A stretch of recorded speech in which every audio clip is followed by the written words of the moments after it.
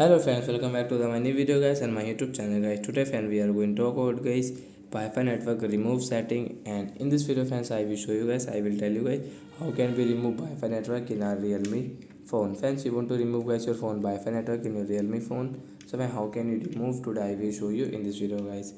So first of all guys, open your phone setting to remove your phone Wi-Fi network.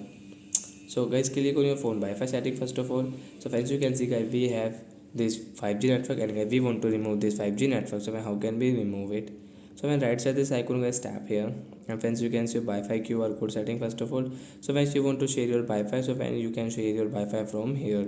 Friends, you can share nearby share guys, you can share from here. Auto connect guys, you can enable and disable from here. Friends, you can see remove this network means you don't want to use. Here we want to remove this network. So when you can see if we need this Wi-Fi, so we will have to enter password again. Yes, remove from here. Then guys you can see Wi-Fi network will not work. We will have to enter password again. Then guys we can use this 5G network. So like that guys, you can remove your phone Wi-Fi network in your Realme phone. So that's it guys. Thanks for watching the video. Bye guys.